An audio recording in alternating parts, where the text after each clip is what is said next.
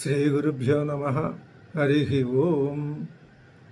శ్రుతిస్మృతిపురాణానామాలయం కరుణాలయం నమామి భగవత్పాదశంకరం లోకశంకరం. ఓం పూర్ణమదః పూర్ణమిదం పూర్ణాత్ పూర్ణముదచ్యతే పూర్ణస్య పూర్ణమాదాయ పూర్ణమేవావశిష్యతే. ఓం ఈశావాస్యమిదగుం సర్వం యత్కించ జగత్యాం తేన త్యక్తేన భుంజీధాః మా గృధః కస్యస్విద్ధనం కుర్వన్నేవేహ కర్మాణి జిజీవిషేచ్ఛతగుం సమాః ఏవం త్వయి నాన్యధేతోస్తి న కర్మ లిప్యతే నరే. అసుర్యానామతే లోకాః అంధేన తమసావృతాః తాగుంస్తే ప్రేత్యాభిగచ్చంతి ఏకే చ ఆత్మహనో జనాః. అనేజతు ఏకం మనసో జవీయో నైనద్దేవా ఆప్నువన్ పూర్వమర్షతు తద్ధావతోన్యానత్యేతి తిష్టతు తస్మిన్నపో మాతరిష్వా దధాతి. తదేజతి తన్నైజతి తద్దూరే తద్వంతికే తదంతరస్య సర్వస్య తదు సర్వస్యాస్య బాహ్యతః. యస్తు సర్వాణి భూతాని ఆత్మన్యేవానుపశ్యతి సర్వభూతేషు చాత్మానం తతో న విజుగుప్సతే. యస్మిన్ సర్వాణి భూతాన్యాత్మైవాభూద్విజానతః తత్ర కో మోహః కశోకః ఏకత్వమనుపశ్యతః. సపర్యగాత్ శుక్రం అకాయం అవ్రణం అస్నావిరం అశుద్ధం అపాపవిద్ధం కవిర్మనీషీ పరిభూస్వయంభూః యాథాతధ్యతోర్ధాన్ వ్యదధాతు శాశ్వతీభ్యः సమాప్స్యః. అంధం తమః ప్రవిశంతి ఏ అవిద్యాముపాసతే ఏ తతో భూయ యువతే తమో యవు విద్యాయాగుం రతాః. ఇక్కడి నుంచి 9వ మంత్రవర్ణం ప్రారంభమవుతున్నది. ఇప్పటికీ ఇంతకు పూర్వం 8 మంత్రవర్ణాలు పూర్తయినాయి. ఇప్పుడు ఈ 9వ మంత్రవర్ణం దగ్గర నుంచి దీన్ని మనం ఉత్తరార్ధం కింద స్వీకరించవచ్చు. 8 మంత్రవర్ణాల వరకు పూర్వార్ధం కింద స్వీకరించవచ్చు. ఇక్కడ మనకు ఒక విషయం గుర్తు రావాలి. పూర్ణమదః పూర్ణమిదం పూర్ణమదః అన్నప్పుడు పూర్వార్ధం, పూర్ణమిదం అన్నప్పుడు ఉత్తరార్ధం. పూర్వార్ధం ఏది? సర్వభూతస్థమాత్మానం సర్వభూతేషు చాత్మని. అన్ని భూతాల్లో ఆ నేను అనే రూపంలో, ఆత్మ రూపంలో, అధిష్టాన రూపంలో ఉన్నాను. ఎందుకని? అంతటా ఆత్మే ఉన్నది. ఆత్మ యాథాత్మ్యత్వాన్ని చెప్తున్నాయని కదా అన్నారు కదా ఉపనిషత్తులు. ఆ ఆత్మ యాథాత్మ్యం ఏమిటి? అది దానికి లక్షణాలు చెప్పారు. అది శుద్ధం అపాపవిద్ధం, ఈ లక్షణాలన్నీ. ఇవన్నీ జాగ్రత్తగా మనం పరిశీలించి చూస్తే ఆత్మ అనేది ఒకటే. దేనికి? ఈ కనిపించే సమస్త సృష్టికి ఆత్మ ఒకటే. ఎలాగా? ఆభరణాలన్నింటికీ బంగారంలాగా. ఆత్మ అంటే అర్థం ఏంటి?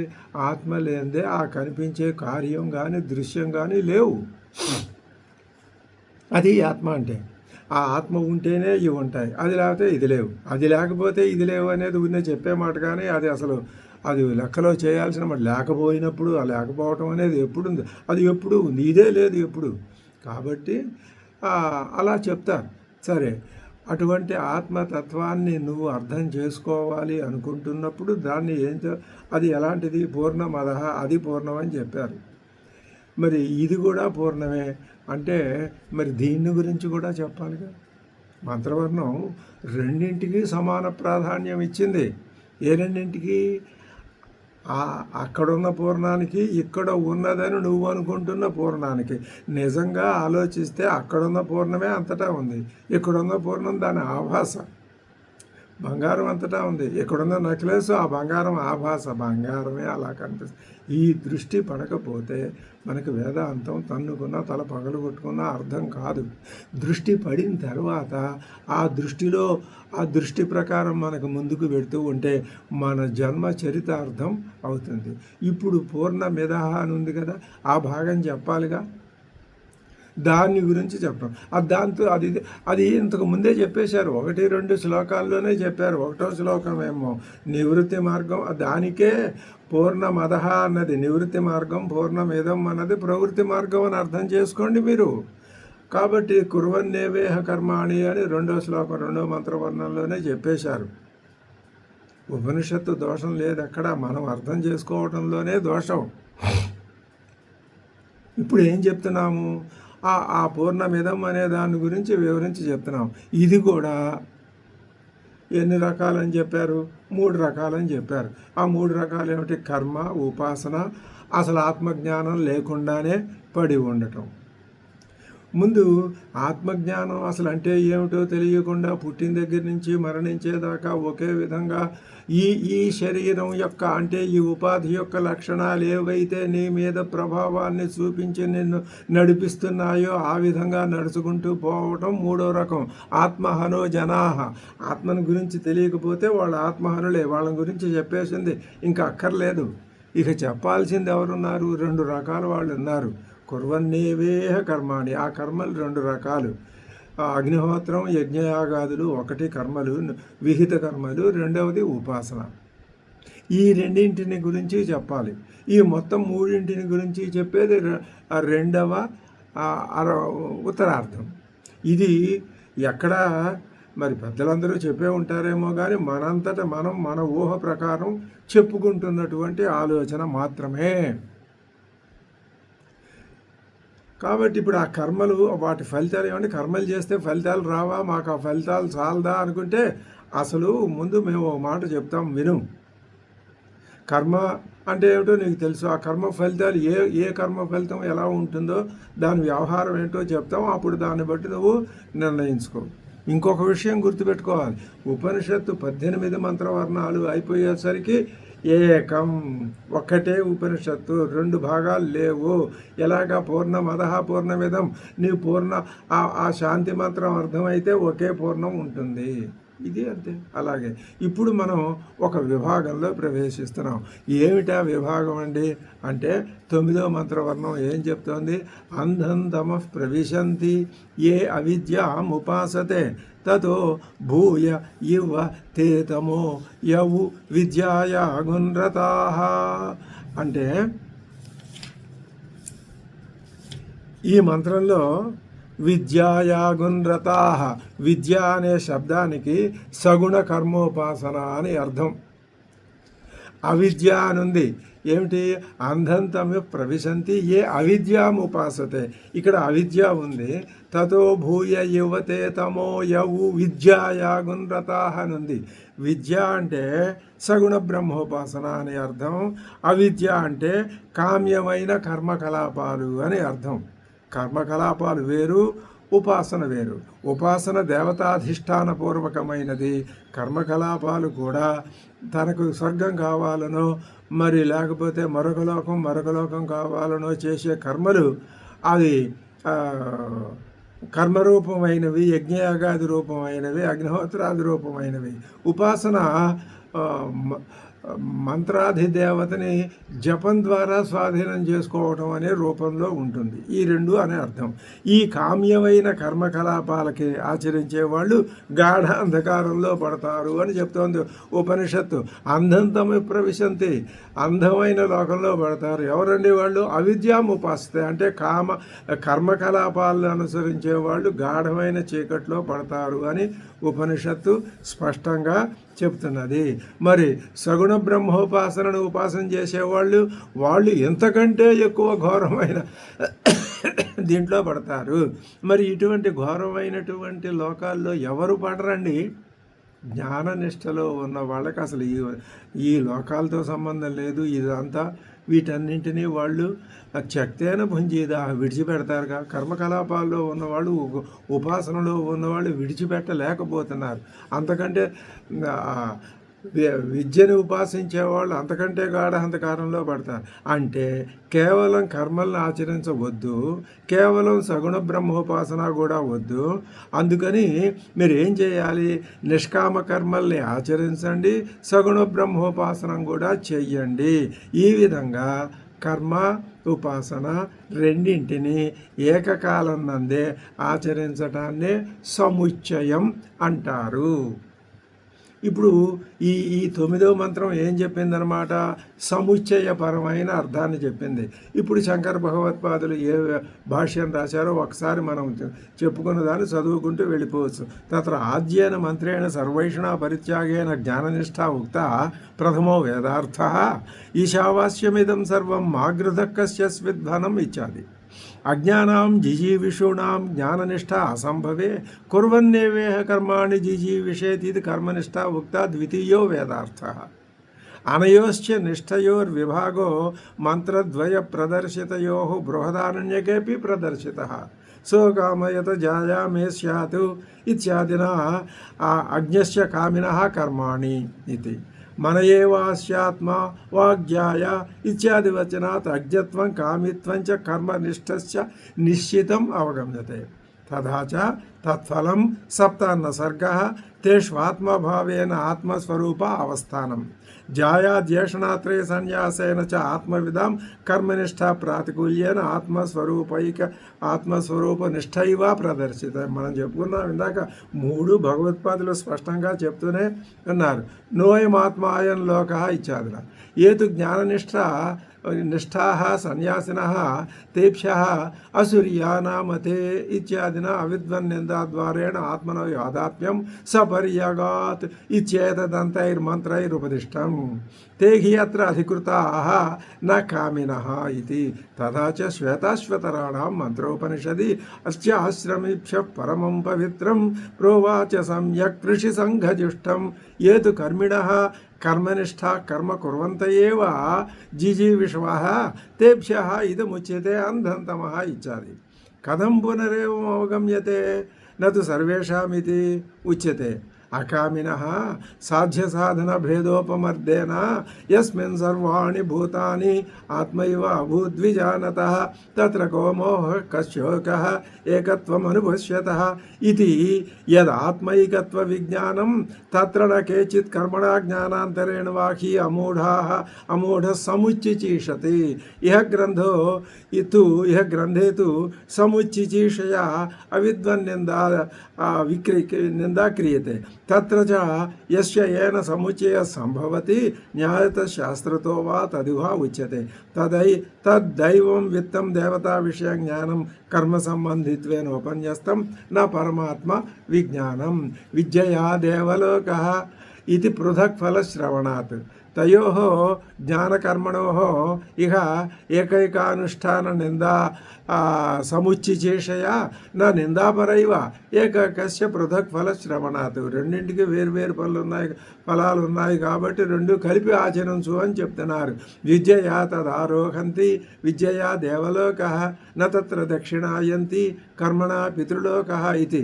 నహి శాస్త్రవిహితం కించిత్ అకర్తవ్యతాం ఇయాత్. శాస్త్రంలో చెప్పింది వృధాగా పోకూడదు. తత్ర అంధం తమః అదర్శనాత్మకం తమః ప్రవిశంతి. కే ये अविद्यां विद्यायाः अन्या अविद्या ताम अविद्यां कर्म इत्यर्थः. कर्मणः विद्या विरोधित्वात् ताम अविद्याम् अग्निहोत्रादिलक्षणाम् एव केवलम् उपासते तत्पराः सन्तः अनुतिष्ठन्ति इत्यभिप्रायः. ततः तस्मात् अन्धात्मकात् तमसः भूयः इव बहुतरम एव ते तमः प्रविशन्ति. के ये तु कर्म हित्वा ये उ विद्यायामेव ఆ దేవతా జ్ఞానే ఏవ రతాః. ఈ విధంగా 9వ మంత్రవర్ణం అంధం తమ ప్రవిశంతి ఏ అవిద్యాముపాసతే అవిద్యను ఉపాసించే వాళ్ళు చీకటి లోకాల్లో పడతారు. తతో భూయ యువతే తమోయవు విద్యాయాగున్రతా. అంత మాత్రాన విద్యను అనుసరించేస్తాం మేమని అనుకోవద్దు. వాళ్ళు ఇంకా అంతకంటే ఘోరమైన లోకాల్లో పడతారు. ఇక్కడ విద్య అంటే మామూలుగా సర్వత్రా సర్వత్రా విద్య అంటే బ్రహ్మ విద్య, అవిద్య అంటే అజ్ఞానం అనే అర్థం. కానీ ఇక్కడ ఈ 10 శ్లోకాల్లో మాత్రం సందర్భం వేరుగా ఉన్నది. దాన్ని స్పష్టంగా చెప్పారు శంకర భగవత్పాదులు. అది ఇక్కడ అవిద్య అంటే అర్థం ఏం చెప్పారు? ఉపాసన అని అర్థం చెప్పారు. విద్య అంటే ఉపాసన అని అర్థం చెప్పారు. అవిద్య అంటే కర్మలు అని అర్థం చెప్పారు శంకర భగవత్పాదులు. అది అంతే, మనం దాని ప్రకారం ముందుకి వెళ్ళి పోవలసిందే. దీని తర్వాత ఇప్పుడు 10వ మంత్రం వస్తున్నది. ఆ 10వ మంత్రం ఎలా ఉన్నది? అన్యదేవా గురువిద్యయా అన్యదా గురవిద్యయా ఇది శుశ్రుమధీరాణం ఏనస్తద్వ్యాచక్షిరే అన్యదేవ అన్యతు ఏవ ఆహుః విద్యయా అన్యతు ఆహుః అవిద్యయా ఇది శుశ్రుమ ధీరాణం ఏ నః తతు వ్యాచచక్షిరే. అంటే ఇప్పుడు విద్యచే సంభవించే ఫలం వేరొకటి అని, అన్యదేవాహుర్ విద్య చేత సంభవించే ఫలం వేరొకటి, అన్యదాహుర్ అవిద్యతే సంభవించే ఫలం మరొకటి అని అంటారు. విద్యతే ఒక ఫలం, అవిద్యతే మరొక ఫలం, అంతే. అంతకంటే ఏం లేదు, పెద్ద కంగారేం లేదు ఈ మంత్రంలో. అన్యదేవాహుర్ విద్యని నువ్వు విద్య అంటే ఉపాసనను అనుసరిస్తే ఒక ఫలం, కర్మలను ఆచరిస్తే మరొక ఫలం. ఇది శుశ్రుమ ధీరాణం ధీ అంటే బ్రహ్మజ్ఞాన నిష్ఠులు. ధీరాణం బ్రహ్మజ్ఞాన నిష్ఠులైన వాళ్ళు మాకు చెప్పారు. ఏనస్తద్వ్యాచక్షిరే, ఈ తత్వాన్ని మాకు ఉపదేశించిన పెద్దలున్నారే వాళ్ళు ఈ విధంగా చెప్పగా మేము విన్నాము. దీనికే తత్ర అవాంతర ఫలభేదం విద్యాకర్మణో సముచయ కారణం. రెండు వేరు ఫలాలు ఉన్నాయి కాబట్టి రెండింటినీ సముచ్చయం చేయండి అనే చెప్పడానికి కారణం చెప్తున్నారు. అన్యథా ఫలవద్ అఫలవతో సన్నిహితయో అంగాంగితాయాం జామితైవ స్యాదిత్యర్థ. లేకపోతే ఏమవుతుంది? ఒకదానికి ఫలం లేకపోతే అటువానికి అంగాంగీ భావాన్ని అంగీకరించే సందర్భంలో నిష్ఫలమైన దాని విషయంలో సోమరితనం ఏర్పడుతుంది. విద్యచే దేవలోకం, అవిద్యచే దానినందుకొందురు అని శృతులు చెప్తాయి. కనుక విద్యతే సంభవించే ఫలం అన్యం, వేరైనదే అని అంటారు. అవిద్య వలన లభించే ఫలం మరొకటి అంటారు. కనుక కర్మచే పితృలోకం సంభవిస్తుందని చెప్తారు. ఎవరు చెప్పారు ఈ మాట? మా కొరకు జ్ఞానాన్ని వివరించినటువంటి ధీరులు ఈ విషయాన్ని మాతో చెప్పారు. అంటే విద్యలు రెండింటికి సముచ్చయాన్ని చెయ్యాలని ఉపనిషత్తు తలపెట్టింది అని ఒకదానిని నిందిస్తే పూర్వమంత్రంలో మనకి ఈ విషయమే చెప్పారు. విద్యల్లో రెంటిలో ఏ ఒక్కటి కూడా ఎందుకు పనికిరాదనే భావాన్ని అలా భావించకూడదని ఈ రెండింటినీ కలిపి ఆచరించండి అని చెప్తున్నారు. అన్యదేవా గురు విద్యయా అన్యదా గుర విద్యయా ఇది శుశ్రుమధీరాణం ఏనస్తద్వ్యాచక్షిరే. ఇప్పుడు 11వ మంత్రవర్ణం వస్తున్నది. విద్యాంచ అవిద్యాంచ యస్తద్వేదో భయగుంసః అవిద్యయా మృత్యుం తీర్త్వా విద్యయా అమృతమశ్నుతే. ఈ 11వ మంత్రవర్ణం విద్యాంచ అవిద్యాంచ యస్తద్వేదో భయగుంసః అవిద్యయా మృత్యుం తీర్త్వా విద్యయా అమృతమశ్నుతే. ఎవరైతే దేవతోపాసన కర్మ అనే రెండింటినీ కలిపి ఆచరించాలి అని అనుకుని భావిస్తాడో అతడు ఏం యస్తద్వేద ఏది విద్యాంచ అవిద్యాంచ ఉభయగం రెండింటినీ కలిపి ఆచరించాలని ఎవరైతే అనుకుంటారో అతడు ఏం చేస్తాడు? అవిద్యయ మృత్యుం తీర్త్వా అంటే అవిద్య అంటే కర్మ అని చెప్పారుగా, కర్మానుష్ఠానం చేత మృత్యువుని దాటేసి విద్యయ అమృతమశ్నుతే ఉపాసనా మార్గంలో వెళ్ళి అమృతత్వాన్ని పొందుతాడు. ఇది ఫలితం. ఇంతకుముందు విద్య అవిద్యల స్వరూపం చెప్పారు. ఇప్పుడు విద్యలు ఆచరిస్తే వచ్చే ఫలితాలు చెప్తున్నారు. రెండు కలిపి ఆచరించండి అని ఇంతకుముందు చెప్పారు. విద్యాంచ అవిద్యాంచ అంటే దేవతా జ్ఞానం కర్మచ ఇత్యర్థ. దేవతా జ్ఞానం అంటే ఉపాసన, కర్మ అంటే కర్మానుష్ఠానం. యహ తతు ఏతత్ ఉభయం సహ ఏకేన పురుషేణ అనుష్ఠేయం వేద. ఒకే పురుషుడు వీటిని అనుసరిస్తాడు, వీటిని ఆచరించగలడు.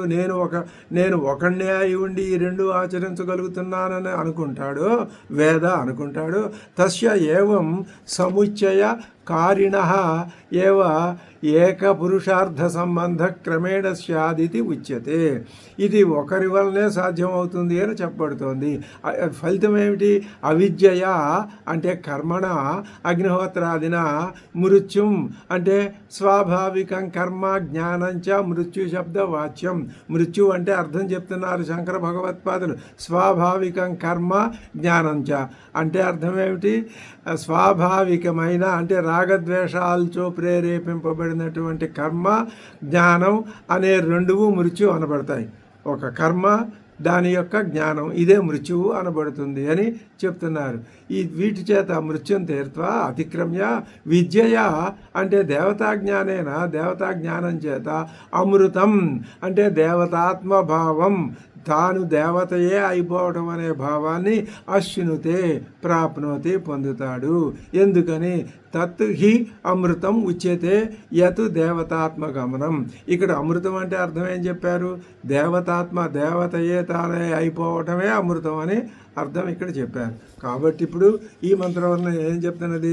విద్యాంచ అవిద్యాంచ యస్తద్వేదో ఉభయగుం సహ అవిద్యయ మృత్యుం తీర్త్వా విద్యయ అమృతం అశ్నుతే. మళ్ళీ ఇదే మరొక అధునా వ్యాకృత అవ్యాకృతయోహో అవ్యాకృత ఉపాసనయో సముచిచీషయ ప్రత్యేకం నిందా ఉచితే. ఇప్పుడు ఏం చేస్తున్నారు? మళ్ళీ కొత్తగా ఇంకో భావాన్ని తీసుకొచ్చి వ్యాకృత అవ్యాకృత ఉపాసనలో మళ్ళీ రెండు రకాలు చెప్తున్నారు. వ్యాకృత ఉపాసన, అవ్యాకృత ఉపాసన అని ఈ రెండింటినీ చెప్పి ఇప్పుడేం చెప్తున్నారు? వ్యాకృత అవ్యాకృత ఉపాసనయోహో. వ్యాకృత అంటే బయటపడి కనిపిస్తున్నది. అవ్యాకృత అంటే అది ఇంకా బయటపడకముందు ఏ స్థితిలో ఉన్నదో అది అవ్యాకృత స్థితి. నువ్వు ఉపాసన రెండు రకాలుగా చేయొచ్చు. బయటపడి కనిపిస్తున్న దానిని ఇది జగత్తునంతా పరమాత్మ స్వరూపమే, దీన్ని ఉపాసన చేయవచ్చు. అలా కాకుండా నాకు దీంతో పని లేదు, నేను అవ్యాకృత రూపాన్ని నాకు బాగా తెలుసు, దాన్ని నేను ఉపాసిస్తానంటే అది అవ్యాకృత ఉపాసన. ఆ మాటే చెప్తున్నారు ఇక్కడ ఈ మంత్రవర్ణంలో, 12వ మంత్రవర్ణంలో. అంధంతమః ప్రవిశంతి ఏ అసంభూతిముపాసతే తతో భూయ యువతే తమో యవు సంభూత్యాగుం రతాః. అసంభూతి అంటే అవ్యాకృతం. ఈ అసంభూతి అనే మాటకు అవ్యాకృతం అనే అర్థం భగవత్పాదులు చెప్పకపోతే ఎవరికి తెలియదు. అసంభూతిని అంటే అవ్యాకృతాన్ని అంటే ఈ సృష్టి అంతా బీజ రూపంలో పరమాత్మలో ఉన్నదని కదా ఉపనిషత్తులు చెప్తున్నాయి. ఆ రూపంలో ఉన్నదాన్ని నేను ఉపాసిస్తాను అనుకుంటాడు ఒక ఆయన. ఆ విధంగా దాన్ని ఉపాసిస్తారో వారు కన్ను మిన్ను కానరాని చీకట్లో పడిపోతారు. ఎవరు? అంధంతం ప్రవిశంతి ఏ అసంభూతిం అవ్యాకృతాన్ని ఉపాసిస్తారు. తతో భూయ యువతే తమో యవు సంభూత్యాగుం రతాః. అంతకంటే ఘోరమైనటువంటి తమోలోకంలో పడిపోతారు. ఎవరు అంటే నామరూపాత్మకంగా వ్యాకృతమైన ఈ జగత్తును ఉపదేశిస్తారో వాళ్ళు. అదే చెప్తున్నారు. ఎవరైతే అసంభూతిని ఉపాసిస్తారో వాళ్ళు కన్ను కానరాని చీకట్లో ప్రవేశిస్తారు. అంటే అర్థం ఏమిటి? పుట్టుక. ఆ పుట్టుక ఏ కార్యానికి కలదో ఆ కార్యం సంభూతి అవుతుంది. దానికంటే భిన్నం అసంభూతి. ఇది పుట్టింది, కనిపిస్తోంది, ఇది సంభూతి. ఇంకా పుట్టలేదు, కనపట్టలేదు, అది అసంభూతి. అంటే జగత్తుకు ఉపాదాన కారణం మాయాశక్తి, అదే అవిద్య. దానికే అవ్యాకృతం అని పేరు. దానికి అవ్యాకృతం అని ఎందుకు పేరు వచ్చింది? మాయ. ఇది కనిపిస్తోంది కాబట్టి నీకు ఎదురుకుండా ఉందని అనుకుంటున్నావు, అది కనపట్టలేదు కాబట్టి అవ్యాకృతం అనుకుంటున్నావు. ఆ అవ్యాకృత శక్తే వ్యాకృతంగా కనిపించడం, ఇదే మాయ అని స్పష్టంగా శంకర భగవత్పాదులు చెప్తున్నారు. అవ్యాకృతం అనే పేరు గల ఆ అసంభూతిని, అంటే జగత్కారణమైన మాయాశక్తిని అవ్యాకృతమే మాయ అనుకుందాం. ఎవరైతే ఉపాసిస్తారో ఆ మాయాశక్తి ఏం చేస్తుంది? కామనలు కర్మలకు పుట్టుక చోటైనటువంటి అవిద్య, మరి వివేక జ్ఞానం లేకుండా ఉండటమే దాని స్వరూపం. ఎవరైతే దాన్ని ఉపాసిస్తారో వాళ్ళు దానికి తగ్గట్లుగా కన్నుగానరాని, అంటే వివేక జ్ఞానం లేని చీకట్లో ప్రవేశిస్తారు. ఎవరైతే సంభూతిలో, అంటే హిరణ్యగర్భుడనే పేరు కలిగిన కార్యబ్రహ్మయందు లగ్నమైన దృష్టి కలవారై దాన్ని ఉపాసిస్తారో వాళ్ళు అంతకంటే కూడా ఎక్కువగా అన్నట్లున్నటువంటి చీకట్లో ప్రవేశిస్తారు. అంధం తమః ప్రవిశంతి ఏ అసంభూతిం సంభవనం సంభూతి సా యస్య కార్యస్య సా సంభూతి తస్యాహ అన్యా అసంభూతి. సంభవనం అస్తిత్వంలోకి రావటమే సంభూతి, దానికి అది కారణంగా గలది సంభూతి. తస్యాహ అన్య, అది కానిది అసంభూతి, ప్రకృతి. అదే ప్రకృతి. ప్రకృతి అన్నా మాయ అన్నా ఒకటే, అవ్యాకృతం అన్నా ప్రకృతి అన్నా ఒకటే. కారణం అవిద్య అవ్యాకృతాక్ష. తాం అసంభూతిం అవ్యాకృతాక్షాం ప్రకృతిం కారణం అవిద్యాం కామకర్మ బీజభూతాం అదర్శనాత్మికాం ఉపాసతే ఏ తే తదనురూపమేవ అంధంతమః అదర్శనాత్మకం ప్రవిశంతి. అలాంటి అవ్యాకృతమైన దాన్ని ఉపాసిస్తారో వాళ్ళు గుడ్డి లోకాల్లో పడతారు. తతః తస్మాదపి భూయః బహుతరం ఇవ తమః ప్రవిశంతి. ఎవరు? ఏ సంభూత్యాగం కార్యబ్రహ్మణి హిరణ్యగర్భాఖ్య రతః. అంటే వ్యక్తమైతే దానికే హిరణ్యగర్భుడని పేరు. పరమాత్మే ఇదంతా సృష్టి చేయకుండా తనలో ఉంచుకుంటే అది మాయాశక్తి. తన మాయను తాను అధీనంలో ఉంచుకున్నాడు. అది మాయ అంటే ఏమీ కాదు. మాయ అంటే ఇంతకుముందు నీకు కనపడింది ఇప్పుడు కనపడటమే మాయ. ఒక్కటే అర్థం. ఇంతకుముందు నీకు కనపడలేదు, ఎక్కడుంది? ఏమో ఎక్కడుందో. దానికి కారణం నువ్వే ఊహించు. ఎలా ఉంది? మాయా రూపంలో ఉంది. ఆ మాయ నీకు అధీనమా? కాదు. మాయను నువ్వు అధీనం చేసుకోవచ్చు. నువ్వు కూడా అంతటా విస్తరిస్తే ఇప్పుడు మొట్టమొదటి శ్లోకం 18 మంత్రవర్ణాల్లోనూ తొంగి చూస్తోందని చెప్పాం కదా, ఇదే. నువ్వు గనక మనం ప్రధాన్ని తీసుకెళ్ళి దానికి లింక్ చేసుకోవాలి. లేకపోతే దేనికి దానికే చెప్పుకుంటూ పోతే తీర్థానికి తీర్థం, ప్రసాదానికి ప్రసాదం, అయోమయం, అగమ్యం. మనకి లక్ష్యం ఏమిటో మనకు తెలియకుండా పోతుంది. ఇప్పుడు నువ్వు సర్వత్రా వ్యాపిస్తే ఆ మాయాశక్తి ఏమిటో నీకు తెలుస్తుంది. ఇది ఇక్కడ కూడా ఇంకొక మాట అనుకోవాలి. ఏమిటి? అది ఎక్కడో కనపడకుండా దాక్కుంది, అది బయటకు వస్తుంది. ఇదంతా ఏమీ కాదు. ఇది కనపడుతున్నా కనపడుతుంది, అది కనపడకపోయినా కనపడింది. అంటే ఇది నీ దృష్టిలో భేదం ఉన్నది. ఈశావాస్యోపనిషత్తు మోస్ట్ పవర్ఫుల్ ఉపనిషత్తు అని చెప్తున్నాం. ఈ పవర్ఫుల్ అనే మాట లోకంలో చాలా హాస్యాస్పదమైన సందర్భాల్లో కూడా వర్ణిస్తూ ఉంటారు. అది మనకు అక్కర్లేదు. ఈశావాస్యోపనిషత్తు ఎందుకని పవర్ఫుల్? ఒక్కటే మాట, ఈశావాస్యం. ఇంతకు తప్ప వేరే కర్తవ్యం లేదు లేదు లేదు. నీకు మోక్షానికి అదే మార్గం. నీ కర్మల విధానం, నీ ఉపాసనా విధానం, ఇంకన్నీ 100 చెప్పు, 100 రకాలు చెప్పు. చివరికి నువ్వు లేదు లేదు లేదనే తత్వం కూడా దీంట్లో కలవాల్సిందే. ఏమన్నారు? లేదు లేదు లేదు, కనపట్టలేదు, ఉందా లేదా, ఇలాంటి భావం కూడా దీంట్లోకి రావాల్సిందే. లేదు లేదు లేదని ఎక్కడ కూర్చుంటావు? ఏం లేదు, ఎక్కడ లేదు? ఎక్కడా లేదండి. ఎక్కడా లేదంటే ఎందులో నీ జ్ఞానంలో లేదా? నా జ్ఞానంలో ఉంది. జ్ఞానం ఉందిగా, కాబట్టి లేదనేది కూడా ఎందులోకి రావాలండి? జ్ఞానంలోకి రావాలి. ఏ జ్ఞానంలోకి రావాలి? నేను, నాది, నా భార్య, నా పిల్లలు అనే జ్ఞానంలోకి కాదు, మిథ్యాత్మలోకి కాదు, గౌణాత్మలోకి, అంతకంటే కాదు. ఎక్కడికి రావాలి? యస్తు సర్వాణి భూతాన్యాత్మన్యేవానుపశ్యతి. అంతటా నా జ్ఞానమే ఉన్నది. నా జ్ఞానమే అంతటా ఉన్నది. నా జ్ఞానం అని కాదు, అంతటా జ్ఞానం ఉన్నది. అంతటా జ్ఞానం. మరి నేను ఎక్కడున్నాను? నేను ఉన్నాను కాబట్టి లేనంటున్నాను. లేకపోతే ఆ చెప్పడానికి నేను ఎక్కడ ఉంటాను, వినటానికి మీరు ఎక్కడ ఉంటారు. ఇది చాలా ఘోరమైన అద్భుతమైన విషయం. కాబట్టి ఇప్పుడు ఏం చేయాలన్నమాట మనం, ఇది ఈ విధంగా ఇది ఏం చెప్తోంది, ఇది 12వ మంత్రం, అంధంతమ ప్రవిశంతి ఏ అసంభూతి ముపాసతే. అది చెప్పుకుంటున్నాం. అసంభూతి సంభూతి. సంభూతి ఎదురుగుండా కనిపిస్తోంది. నీ ఎందుకు ఎదురుగుండా ఎందుకు కనిపిస్తోందండి? నీ జ్ఞానేంద్రియాలు ఉన్నాయిగా, అందుకేగా అవి ఇచ్చింది. ఇప్పుడు ఈ సంభూతి ఏం చేసింది చూసావా? చాలా గొప్ప పని చేసింది. ఏం చేసింది? ముందు నీకు కళ్ళు ముక్కు చెవులు అన్నీ ఇచ్చేసి నిన్ను తయారు చేసి, ఎలాగా అమ్మవారు వినాయకుడిని తయారు చేసి కూర్చోబెట్టినట్టు నిన్ను కూడా ఈ అమ్మవారు, మాయా అనే అమ్మవారు ఏం చేసింది?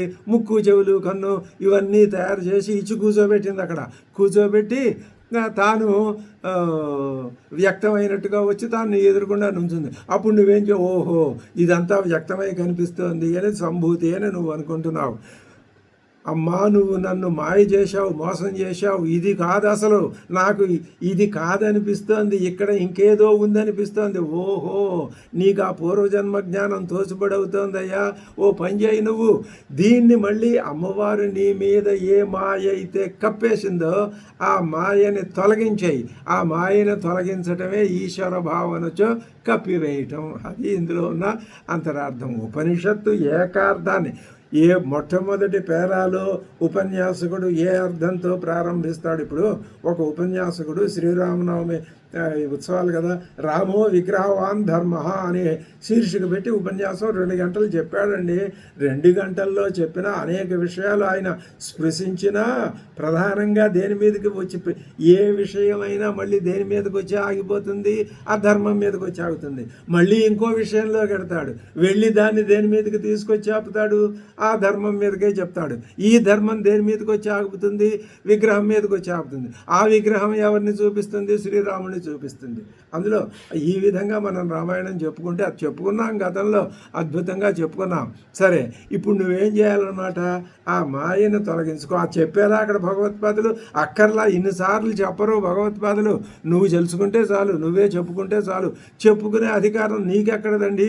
ఇచ్చారుగా, అహమిచ్చేవా అహమే వేదం సర్వం. అది చెప్పిన అద్భుతమైన నువ్వు గోల్డ్ ప్లేట్ మీద రాసి పెట్టుకోవాల్సిన అక్షరాలు, అహమే వేదం సర్వం యస్తు సర్వాణి భూతాన్యాత్మన్యేవాను పశ్యతి. ఈ 2 మంచి అద్భుతమైన తారక మంత్రం. అది నువ్వు అంతటా అన్ని సందర్భాల్లో అప్లై చేయవచ్చు. ఆ అప్లై చేయటం నీ బుద్ధి మీద ఆధారపడి, చేయలేకపోతే సతికిలబడి కూర్చుంటావు, చేస్తే పైకి ఎగిరిపోతావు, అంతే తేడా, అంతకంటే ఏం కాదు. అంధంతమ ప్రవిశంతి ఏ అసంభూతి ముపాసతే తతో భూయ యువతే తమో యవు సంభూత్య గుణరతా. భగవత్పాదులు చెప్తారు. ఇప్పుడు తర్వాత మనం 13వ మంత్రవర్ణంలోకి వెళ్తాం. అన్యదేవాహు సంభవాత్ అన్యదాహురసంభవాత్ ఇది శుశ్రుమధీరాణం ఏనస్తద్విచక్షిరే. అన్యదేవ ఆహు సంభవాతు. సంభవం అంటే ఉపాసన, సంభూతి, సంభూతి అంటే వ్యక్తం, సంభవం అంటే తీసుకెళ్ళి మళ్ళీ దేనికి లెక్క పెట్టాడు? విద్యకి. విద్య సంభూతి ఇవన్నీ ఒకటే. ఈ కార్యబ్రహ్మోపాసన వలన లభించే ఫలితం వేరే అని చెప్పారు. అన్యదేవాహు సంభవాత్ అన్యదాహురసంభవాత్. అసంభవం వలన అంటే అవ్యాకృతోపాసన వలన లభించే ఫలితం ఇంకొకటి అని చెప్పారు. ఇది శుశ్రుమ ధీరాణం. ఎవరైతే దీనిని అంటే కార్యబ్రహ్మోపాసనని అవ్యాకృతోపాసనని రెండింటిని గురించి మాకు ఎవరైతే వివరించి చెప్పారో అటువంటి బుద్ధిశాలురు, ధీశాలురు అంటే ఒకటే అర్థం, బ్రహ్మజ్ఞానులు. వాళ్ళ మాటల వల్ల మేము ఈ విషయం ఫైనల్సే వాళ్ళదే, బ్రహ్మజ్ఞానులదే. ఈ కార్యోపాసకులది, ఉపాసకులది, కార్యనిష్ఠులది కాదు. వ్యాకృతోపాసకులు అవ్యాకృతోపాసకులది కాదు. ఉపాసనలోనే 2 రకాలు చెప్పారు, కార్యంలో ఆ 2 రకాలు లేవు, ఒకటే రకం. అది ఆ విధంగా జరిగిపోతూ ఉంటుంది. ఇప్పుడు శంకర భగవత్పాదులు భాష్యం చెప్తున్నారు. అన్యదేవ పృథగేవ ఆహు ఫలం సంభవాతు. దేనికి? సంభూతేహే. ఎందుకని? కార్యబ్రహ్మోపాసనాత్ అణిమాద్యైశ్వర్య లక్షణం వ్యాఖ్యాతవంత ఇది అర్థ. అంటే అణిమ మొదలైన ఈశ్వర భావం అనే రూపంలో ఉండే ఫలాన్ని గురించి మహాత్ములు వ్యాఖ్యానించారు అని అర్థమట.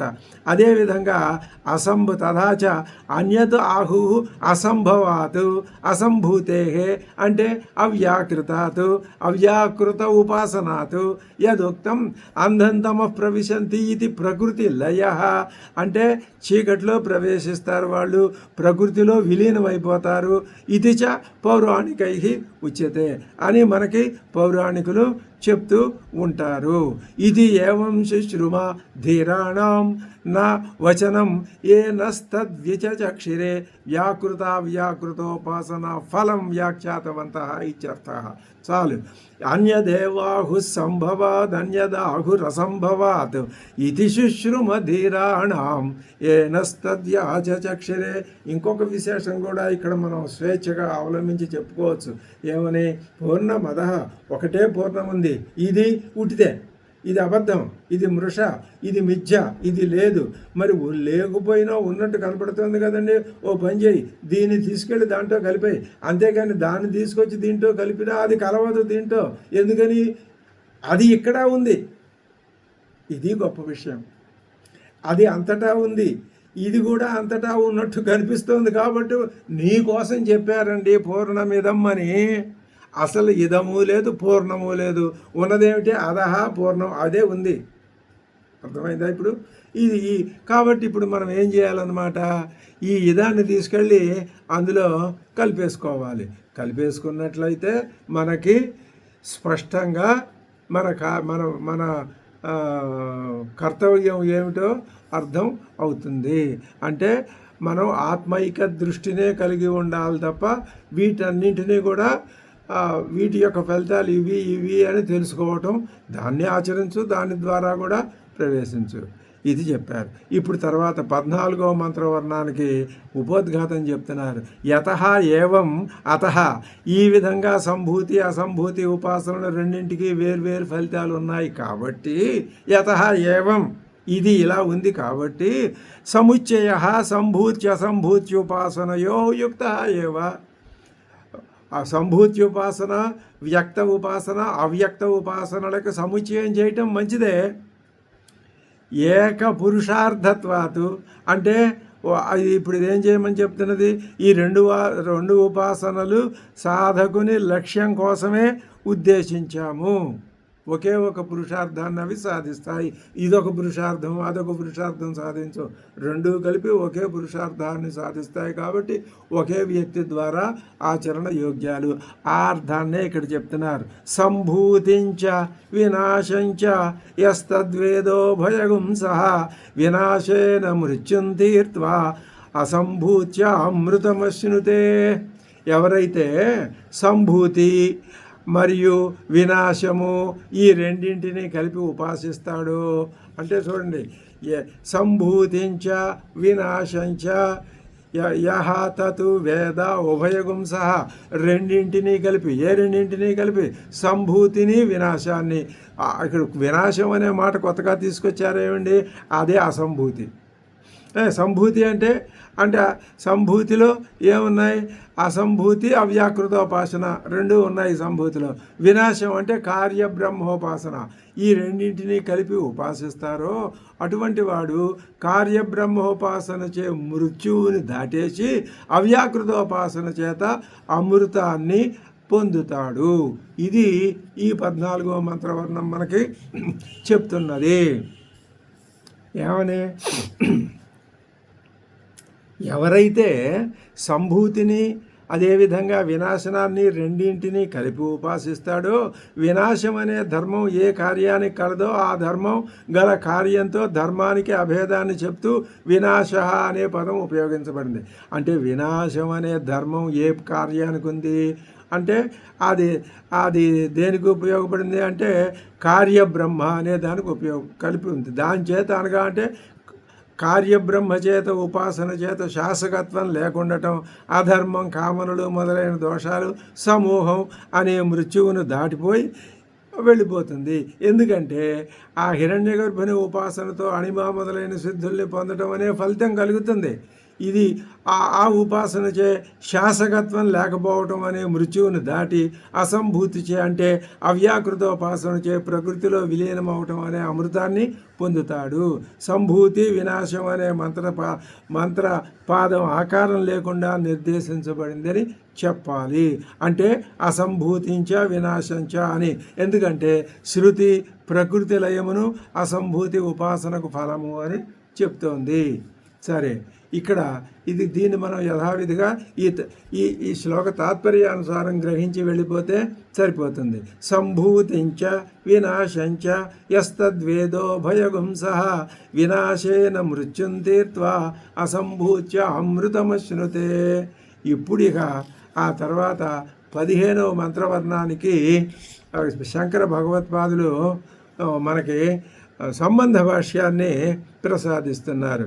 ఆ సంబంధ భాష్యం ఎలా ఉంటుంది అంటే, ఇప్పుడు ఈ రాబోయే 15, 16, 17, 18 ఈ మంత్రవర్ణాలు చాలా ముఖ్యమైనవి. వీటి యొక్క అర్థాన్ని గ్రహిస్తే, మొట్టమొదట 8 మంత్రవర్ణాల అర్థాన్ని గ్రహిస్తే, మధ్యలో ఉన్నటువంటి ఈ 6 మంత్రవర్ణాలు యొక్క అర్థం ఈ రెండింటిలో మనకి గతార్థం అయిపోతుంది. మొత్తం మీద ఉపనిషత్తు యొక్క ఏకత్వం మనకి ప్రస్ఫుటమై జ్యోతమానంగా మనకి ప్రత్యక్షమై దర్శనం ఇస్తుంది అనే విషయాన్ని చెప్పుకుంటూ మనం తర్వాత ఎపిసోడ్లో 15వ మంత్రవర్ణంలోకి వెళ్తాము అని మనవి చేసుకుంటూ, ఓం పూర్ణమదః పూర్ణమిదం పూర్ణాత్ పూర్ణముదచ్యతే పూర్ణస్య పూర్ణమాదాయ పూర్ణమేవావశిష్యతే. ఓం శాంతి శాంతి శాంతి.